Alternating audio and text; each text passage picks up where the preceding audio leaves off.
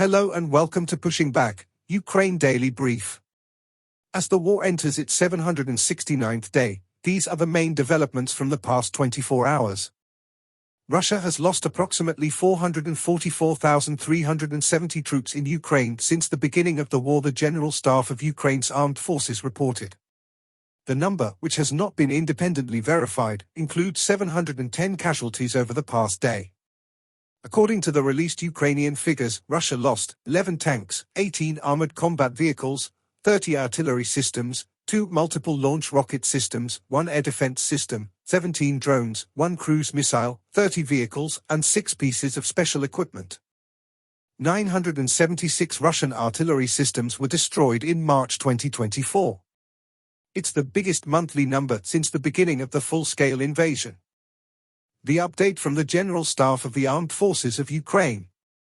There were 62 combat engagements.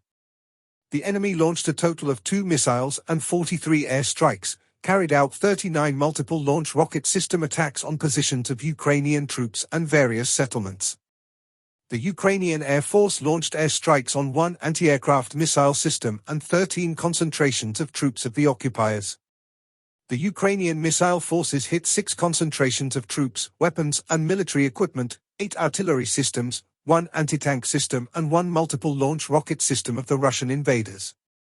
In its latest intelligence update, the Institute for the Study of War.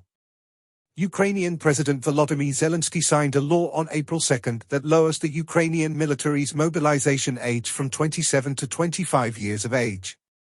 Russian Defense Minister Sergei Shoigu claimed on April 2 that Russian forces seized about 400 square kilometers of Ukrainian territory in the first 3 months of 2024, a rate of advance not necessarily reflective of wider Russian offensive prospects due to the impact of U.S. security assistance delays.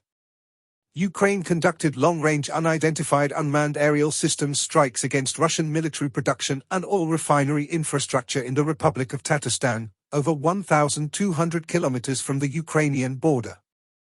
Russian President Vladimir Putin's address at the Russian Ministry of Internal Affairs Board meeting on April 2 illustrated Russia's dissonant response to the March 22 Crocus City Hall terrorist attack as Russian authorities simultaneously pursue law enforcement actions against migrant communities while also baselessly implicating Ukraine.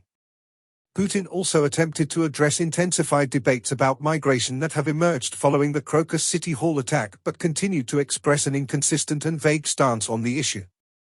Ukrainian main military intelligence directorate Deputy Chief Major General Vadim Skibitsky stated on April 2 that the GUR believes that Russian forces will likely temporarily pause strikes against Ukrainian energy infrastructure in order to replenish low missile stockpiles.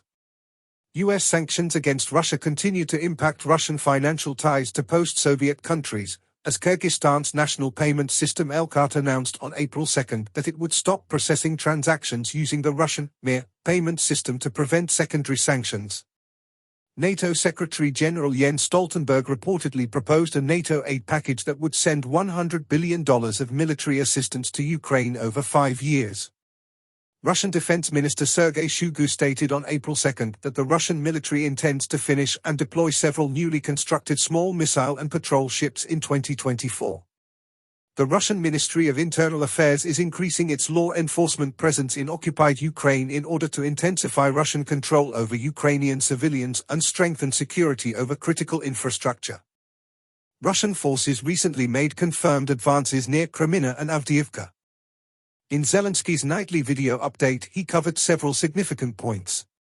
Firstly, a Russian missile attack damaged buildings in Dnipro, highlighting the need for active air defenses. Secondly, a conference on holding Russia accountable for its war crimes is underway in The Hague. The Ukrainian leader thanks international supporters for their help, including investigations into over 114,000 potential crimes. Lastly, he met with Christian representatives to discuss support for Ukrainians and the development of military chaplaincy. Thanks for following today's updates. Please don't forget to like and subscribe for more content. We'll return tomorrow with the latest news on the ongoing conflict.